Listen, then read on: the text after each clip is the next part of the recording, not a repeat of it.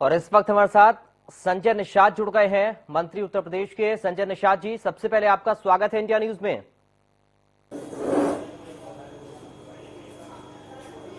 India news को बहुत बहुत बधाई है हमारे 6 साल कार्यकाल पूरा होने का और निषाद राज गोराज महाराज के जन्मोत्सव समारोह जो है उसके पूर्व संध्या पर। संजय निषाद जी, बड़ी खबर ये है कि मुख्यमंत्री योगी आदित्यनाथ को बेस्ट सीएम बता रहे हैं लोग। सिर्फ देश ही नहीं, विदेशों के लोग भी कह रहे हैं, अलग अलग राज्यों के लोग भी कह रहे हैं। तो आप भी मानते हैं कि देश के बेस्ट सीएम है योगी आदित्यनाथ?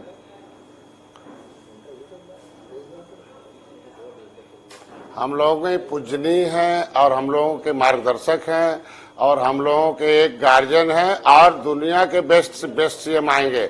अभी तो प्रदेश देश के बेस्ट सीएम हैं। अभी एक समय आएगा कि हम दुनिया में बेस्ट सीएम के रूप में पहचाने जाएंगे, क्योंकि कोरोना काल में जिस तरीके की व्यवस्था माननीय योगी आदित्यनाथ ने दी थी वो रोल मॉडल है और दुनिया के लोगों ने उसकी सराहना की है। इसलिए मैं माननीय मुख्यमंत्री जी को हम देश ही नहीं पूरी दुनिया का बेस्ट मुख्यमंत्री मानता हूँ। संजय निषाद जी, आपने जिन मुद्दों को लेकर आवाज उठाई अपने समाज की, आपको लगा कि इस सरकार में उन मुद्दों पर काम हुआ? क्योंकि बहुत सारी उठापटक उत्तर प्रदेश के अंदर राजनीति में हमने देखी हैं, लेकिन ये जो 6 साल का कार्यकाल रहा, क्या हर वर्ग के लिए काम करने की कोशिश योगी आदित्यनाथ की ओर से, आपकी सरकार की ओर से, सभी मंत्रियों की ओर से की गई है? मैं तो सभी मंत्रियों को, अधिकारियों को और प्रेस बंधुओं को बधाई दूंगा कि हमारी इस कार्य सराहना को जनता तक पहुंचाते रहें। हम अपनी बिरादरी की बात करते हैं कि मत्स्य क्षेत्र में काम करने वालों को, कि पिछली सरकारों ने, केंद्र में राज्य में सरकारें थी, पूरे 70 साल में 3000 करोड़ रुपया दिया गया था। अभी केंद्र सरकार ने 26,000 करोड़ दिया। उत्तर प्रदेश माननीय योगी आदित्यनाथ ने 250 करोड़ रुपया एक अलग से दिया, 257 करोड़ रुपया, 10 करोड़ निषाद मुख्यमंत्री संपदा योजना में, 5 करोड़ निषाद राज बोर्ड योजना में, 25 करोड़ का जो है मछुआ कल्याण कोष की स्थापना किया है। तो ऐसे में मछुआ कल्याण कोष की स्थापना करके इनके बच्चों की शिक्षा, स्वास्थ्य, रोजगार के लिए अब इनके लिए हम कम्युनिटी हॉल बनाएंगे, उसमें लाइब्रेरी बनाएंगे, इनके बच्चियों को पढ़ाएंगे भी, आज के आगे बढ़ाएंगे, कोचिंग खोलेंगे, कोचिंग में पैसा देंगे, इनके स्किल डेवलपमेंट कराएंगे, इनको व्यापार सिखाने के लिए 50-50 लड़के लड़कियों का एक जिले में हम ग्रुप बना रहे हैं, उनको ट्रेनिंग करा के जिले में, प्रदेश में, दूसरे प्रदेशों में ले जाएंगे। इनका घर उजड़ गया था, घर में मकान देंगे, इलाज नहीं था, इलाज देंगे इनके लिए, इनको हर तरह से सहायता देने का काम है 12 प्रकार का। तो हम तो यही कहते हैं कि पहले इनको ट्रेडिशनल जो है परंपरागत ढंग से मछली मारते थे, अब हाईटेक ढंग से इनको हम करेंगे और इसमें हम इनको व्यापारी बनाकर ज्ञानवान, अनुदान देकर धनवान भी बनाएंगे। ये हमारी सरकार है। कोई ऐसा सेक्टर नहीं होगा जिसमें हमारी सरकार ने मदद न की हो। चाहे खेल रेत में आगे आए हैं, हम शिक्षा में आगे आए हैं, स्वास्थ्य में आए हैं, हर जगह हम मेडिकल कॉलेज हर जिले में हमने खोल दिया है।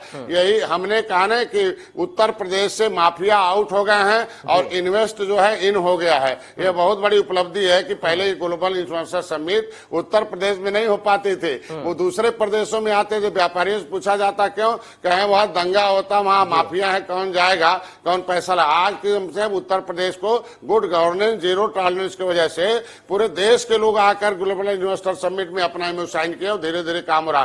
पहली बार है कि केवल नोएडा में, गाजियाबाद में, कानपुर में इन्वेस्टर आते थे, लेकिन अभी ये इन्वेस्टर गांव में भी इन्वेस्ट करेंगे, हर जिले में करेंगे।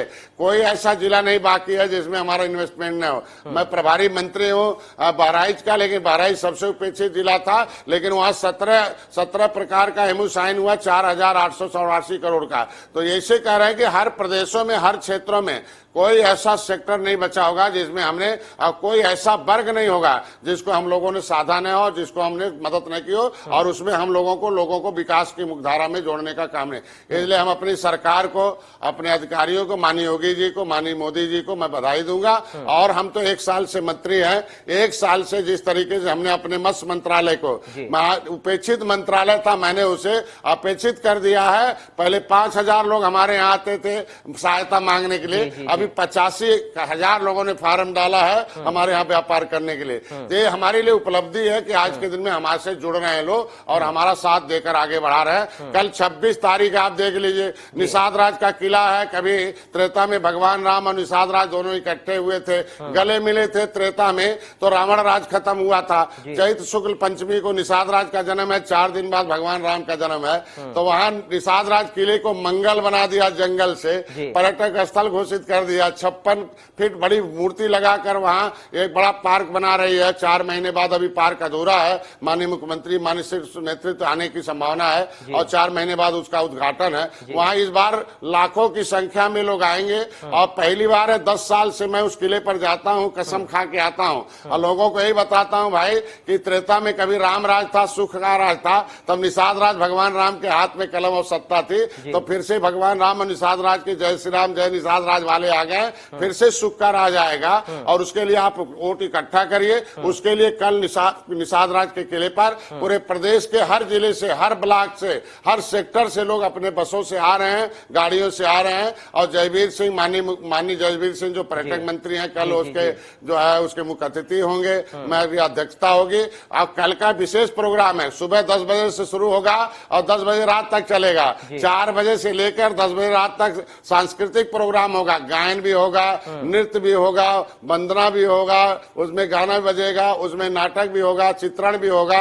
लोगों के दिलो दिमाग पर वो त्रेता का सुख का राज लाया जाएगा और बताया जाएगा कि किस तरीके से आप पहले थे, अब क्या होना, कैसे होना। तो ये हमारे सौभाग्य का विषय है कि 10 साल के बाद पहली बार है सरकार ने उस निषाद राज के किले को अपने पर्यटक मतलब सांस्कृतिक विभाग से और निषाद पार्टी के सामंजस्य से, तालमेल से वो मनना शुरू हुआ है। मेरा समाज गौरवान्वित है। अपने समाज के लिए जो आवाज 10 किलोमीटर दूर से दिखाई दे रही है। हुआ है, इसके साथ ही आप बता रहे हैं आपकी मत्स्य विभाग की ओर से भी तमाम काम आपने किए हैं। इन्वेस्टर समिट का जिक्र आपने किया, तो व्यापारी कहते हैं, हम सुनते तो हैं कि इन्वेस्टर समिट जो है वो काफी ज्यादा सफल है, उत्तर प्रदेश में निवेश के लिए लोग आकर्षित हो रहे हैं, गुंडा राज यहां से खत्म हो रहा है। लेकिन विपक्ष के लोगों को आप क्या कहना चाहेंगे जो कि अभी भी ये कहते हैं कि उत्तर प्रदेश में माफिया का राज है और यहाँ पर जो विकास की बातें सरकार करती है या फिर जो इन्वेस्टर समिट में तमाम निवेश लाने की बात करती है वो धरातल पर नहीं उतर पाएगा, ये विपक्ष के लोग कह रहे हैं। तो आप उनको क्या जवाब देंगे फिर इस पर?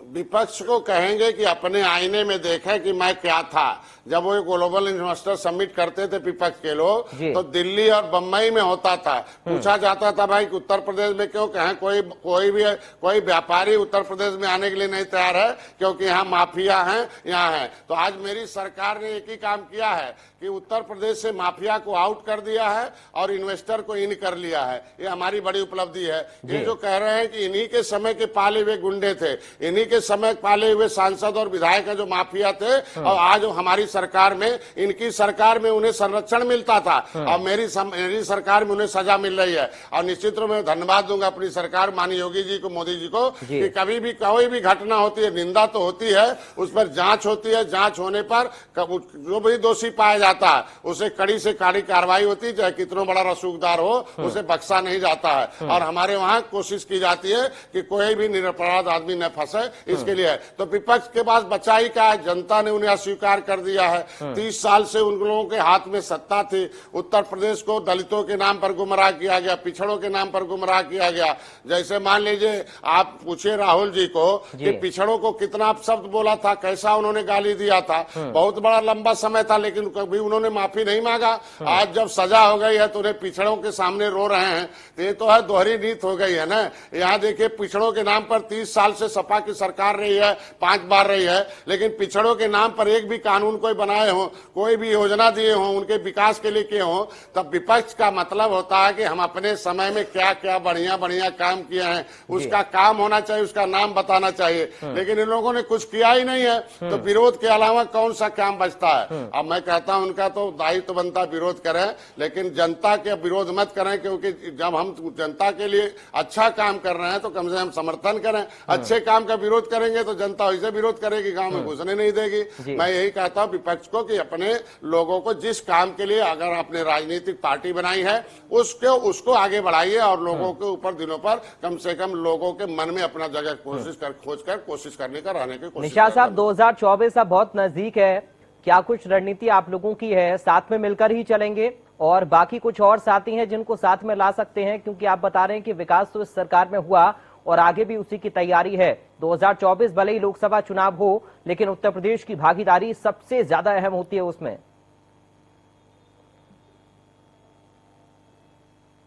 जब 2006 साल पहले उत्तर प्रदेश में बड़ी चुनौती दे के गए थे, ऐसे मुद्दे दे गए थे जो हल होने वाले नहीं थे, लेकिन मेरी सरकार ने हल करके दे दिया है। आज के दिन में वो 6 साल में हमने इस उत्तर प्रदेश को सर्वोत्तम प्रदेश बना दिया है, जिसके वजह से जनता ने हमारा साथ दिया है। 37 बरस दोबारा हमारी सरकार को फिर से वोट देकर ट्रस्ट विश्वास किया है। मैं कह रहा 2019 में हाथी और साइकिल एक हो गई थी, दोनों वोट इकट्ठे हो गए, दोनों नेता इकट्ठे हो गए, जिसका 30 साल से राज था।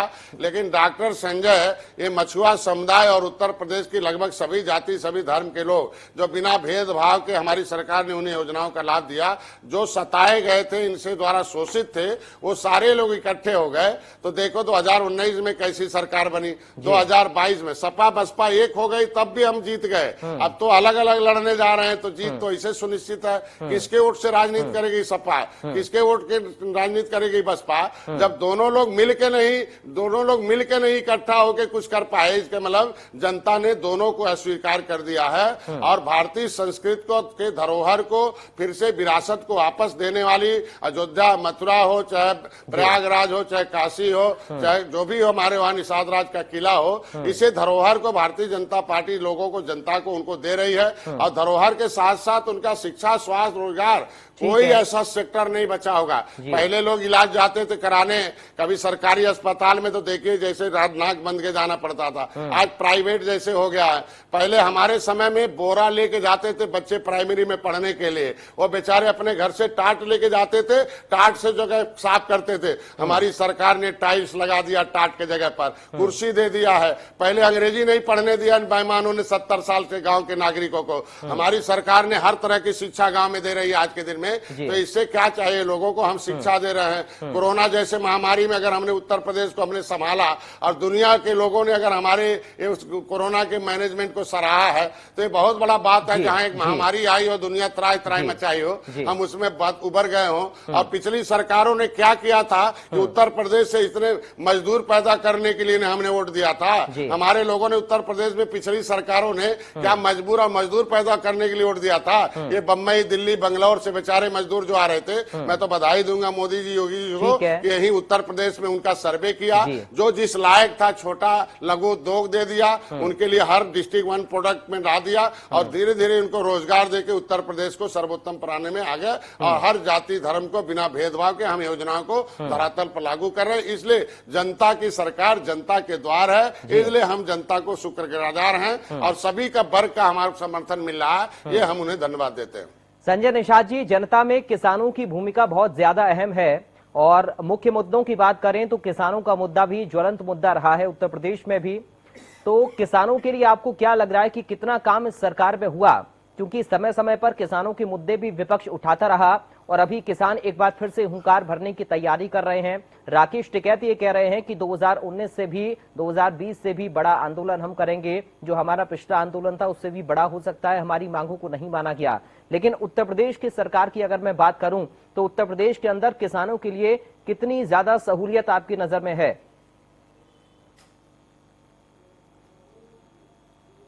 देखिए, वो जो नेता हैं किसानों के छोटे भाई है, वो रिमोट है विपक्ष के, रिमोट दबाते हैं, वो बोलते हैं किसानों के साथ हमारी सरकार खड़ी है। विपक्ष की जब सरकार थी तो 100 रुपया भेजा जाता था दिल्ली से, तो 85 बीच में दलाल खा जाते थे, 15 गांव में पहुंचता था। प्रधानमंत्री ने विपक्ष का पिछली सरकार के बोले थे। आज मोदी जी किसानों के खाते में सम्मान निधि सीधे देते और सीधे पहुंचता है, उनके मकान का पैसे सीधे पहुंचता है। कोई दलाल, अब दलाल सब हलाल हो गए और किसान और नौजवान माला माल हो गया है। हम गन्ना किसानों को देते हैं। पहले के लोगों को गन्ना का भुगतान लेने जाते थे तो पिछली सरकारें डंडा बजाती थी, गोली मारती थी। हमारे यहाँ मुंडेरवा चीनी मिल है, उसके सामने किसान शहीदों की मूर्ति लगी है पिछली सरकारों में। आज हमारी सरकार है कि इन जो चीनी मिले हैं उन्हें नोटिस देकर अधिक से अधिक पेमेंट करा दिया है और किसान खुश हैं। आज उनका उत्पादन बढ़ाया हूं, उनका मार्केट बढ़ाया हूं, उनको सहयोग दिया हूं, अनुदान दिया हूं। हम लोग हर तरह से ट्रेनिंग दे रहे हैं, कृषि विज्ञान केंद्र खोल दिया, वैज्ञानिक विधि से आज के दिन में हम लोग किसानों के साथ। तो मेरी सरकार किसानों के साथ है, नौजवानों महिलाओं के साथ है, हर तरह से हम उन गरीबों के साथ है। कभी मैं बताऊं ना कि ये हम तो गांव में रहते हैं हम लोग, कि क्या कभी 70 साल से निषादों को किसी ने सोचा था? मोदी दिल्ली बैठकर सोचकर उनको जो है रोजगार दिया, उनको उनके लिए फ्री का बीमा दिया, प्रधानमंत्री मत्स्य संपदा योजना 26,000 करोड़ दिया। माननीय मोदी जी ने सीधे निषाद राज बोट योजना, मुख्यमंत्री संपदा योजना है, मछुआ कल्याण कोष है। ऐसे हर क्षेत्रों में हमारी सरकार किसानों के साथ खड़ी है और उनके फसल का आप देखे होंगे कि बीमा जो है, फसल बीमा है, कैसे हम पेमेंट कर रहे हैं, कैसी तरीके से लॉस हो जाता है उनको पेमेंट करते हैं। उनके हर तरह से मार्केटिंग की, फूड प्रोसेसिंग की, किस तरीके से हम जो है प्रगतिशील किसान भी पैदा कर रहे हैं और उन्नतशील बीज भी दे रहे हैं जिससे कि उनका आय बढ़े। हम एक ही तरह से उनको वैज्ञानिक खेती बता रहे हैं कि जिससे किसानों का आय बढ़ जाए, वो भी रोजगार के साधन में आ जाए। तो हमारी सरकार साथ में है, इसीलिए तो किसान, नौजवान, महिला, हर व्यापारी हमारे साथ है। और कोई भाई मुसलमान भी मेरे साथ है क्योंकि उसका इलाज हम कराते हैं, मकान हम बना रहे हैं, अनाज हम खिला रहे हैं, इलाज हम कर रहे हैं बिना भेदभाव का। तो जब जिसको हम सेवा देंगे वो निश्चित रूप में मेरे साथ रहेगा। इन लोगों ने क्या किया, मुसलमान का वोट ले लिया और सच्चर कमेटी कहती सबसे ज्यादा गरीबी बढ़ा दिया वोट लेने वाली सरकारों ने। आज हम मुसलमान, गरीब मुसलमानों के साथ हम खड़े हैं। और गरीब मुसलमान में कौन है?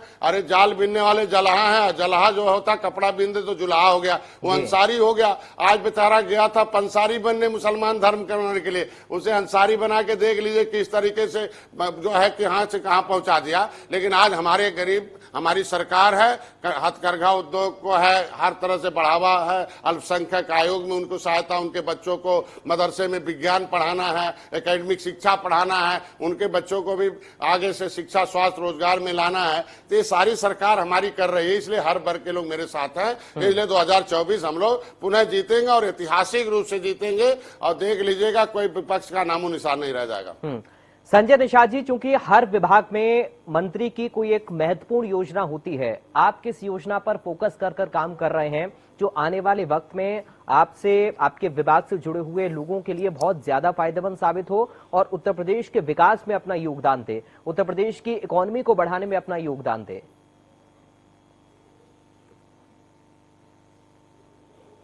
तो मैं अभी हर गांव में, हर जिले में मैं 50 महिला, 50 पुरुष, 50 लड़के लड़कियों को मैं ला रहा हूं। उनको हम मोटिवेट कर रहे हैं, उनसे इंस्पायर्ड कर रहे हैं। जिले में ट्रेनिंग होगी, प्रदेश में ट्रेनिंग होगी और दूसरे प्रदेश में ले जाकर उन्हें आवासीय शिक्षा सुविधा देकर ट्रेंड कराऊंगा, उन्हें व्यापारी बनाऊंगा और उन्हें व्यापारी बनाकर मत्स्य क्षेत्र को सर्वोत्तम हम आत्मनिर्भर बनाएंगे। आज चाइना पूरी दुनिया में 80% अगर मछलियों में सप्लाई दे रहा तो उत्तर प्रदेश सर्वोत्तम प्रदेश हो जाएगा। हमारे प्रदेश में दूसरे प्रदेश से मछली नहीं आएंगे। हम मछलियों को यहाँ से जो कनेक्टिविटी हुई है, रोड की, एयरवेज की, रेलवेज की, इस कनेक्टिविटीज को जोड़कर हम अपने मत्स्य के उत्पादन को बढ़ाएंगे। इसमें हर सेक्टर में लोगों को ला रहे हैं, अनुदान देकर उन्हें आगे बढ़ा रहे हैं। तो ट्रेनिंग पर हम जोर देंगे और ट्रेनिंग देकर लोगों को सहयोग देकर मार्केटिंग पर हम जोर दे रहे हैं, हार्वेस्टिंग पर जोर दे रहे हैं। इनमें जो उत्पादन का क्षेत्र, हाईटेक जो है, नई मछलियां जो नया प्रोडक्शन दे सकता हो, उस पर हम लोग काम कर रहे हैं। और रिवर रेंचिंग है और तमाम तरीके का अपनाकर इन्हें जो पुरानी परंपरागत जो पेशा था, परंपरागत जो तरीका था मछली पालन का, उसको हम आधुनिक तरीके से हाईटेक करके, कंप्यूटराइज करके और जो हम उपकरण से जोड़कर, विज्ञान से जोड़कर, टेक्नोलॉजी से जोड़कर, मार्केट से जोड़कर, इकोनॉमिक से जोड़कर उन्हें हम आगे बढ़ाने का काम कर रहे हैं। ये सब योजना बन चुकी है जो धरातल पर आएगी। ठीक है संजय निषाद जी, बहुत छोटा रिएक्शन आखिर में चाहूंगा। कुल मिलाकर आपने जो बात की, आप ये कहना चाहते हैं कि जो इंफ्रास्ट्रक्चर है, जो बेसिक चीजें हैं, मूलभूत सुविधाएं हैं, सड़क, बिजली, पानी, एक्सप्रेस वे या फिर स्वरोजगार की हम बात करें, युवाओं को ट्रेन करने की बात करें, इन पर विशेष फोकस सरकार ने किया और इसी की बदौलत आज उत्तर प्रदेश के मुख्यमंत्री योगी आदित्यनाथ की सराहना हो रही है देश के अलग अलग राज्यों में, और साथ ही प्रदेश आगे बढ़ रहा है। फाइनल रिएक्शन आपका इस पर? मैं तो कहता हूं, आज के दिन में पहले ही बताया ना कि पूरी दुनिया में मोदी योगी जी का और मोदी जी का जो मॉडल है, पूरी दुनिया के जो प्रधानमंत्री मुख्यमंत्री हैं अपने अपने लिए वो सोचते हैं, लेकिन हमारे मुख्यमंत्री हमारे प्रधानमंत्री दुनिया के स्वास्थ्य के लिए सोचते हैं, योगा के लिए, दुनिया के शरीर के स्वास्थ्य के लिए सोचते हैं कि मिलेट्स बन जाओ, खाना मिले, तो पर्यावरण पर चिंता करते हैं। और आज के दिन में प्रभावी कदम कैसे मैनेजमेंट होता है कोरोना में दिखा दिया, उसके वजह से दुनिया के लोग सराहना करते हैं। और कोई ऐसा सेक्टर महिलाओं को सशक्तिकरण के लिए है, लड़कियों के लिए है, नौजवानों को शिक्षा के लिए है, और टेक्नोलॉजी को बढ़ावा देना जो हमारा मामला है कि टेक्नोलॉजी से भ्रष्टाचार रुकेगा, टेक्नोलॉजी से विकास होगा। अब बिना निवेश के कोई भी न देश बढ़ सकता, न प्रदेश बढ़ सकता, न समाज बढ़ सकता, न कोई बढ़ सकता है। तो निवेश का जो निवेश का लक्ष्य निर्धारित किया मोदी जी ने 5 ट्रिलियन, हमने जो 1 ट्रिलियन इकोनॉमी का हमने जो लक्ष्य निर्धारित किया है, और उससे जो हमने जो ग्लोबल इन्वेस्टर समिट की जो सफलता है वो उत्तर प्रदेश के लिए सबसे बड़ा मील का पत्थर साबित होगा। उसके लिए सराहना पूरी दुनिया में हो रही है। चलिए, बहुत शुक्रिया संजय निषाद जी इंडिया न्यूज के साथ जुड़ने के लिए, अपनी बातचीत करने के लिए। तो संजय निषाद को आप सुन रहे थे। मुख्यमंत्री योगी आदित्यनाथ की सराहना तो हो ही रही है, इसके साथ ही 6 साल में किस तरीके से सरकार ने आगे बढ़ने के लिए, विकास के लिए, प्रदेश के लिए काम किया, आगे क्या रोड मैप रहेगा या किस तरीके से काम होगा, इन तमाम मुद्दों पर संजय निषाद बातचीत कर रहे थे। फिलहाल अभी के लिए दीजिए इजाजत, आप बने रहिए इंडिया न्यूज उत्तर प्रदेश उत्तराखंड के साथ। नमस्कार।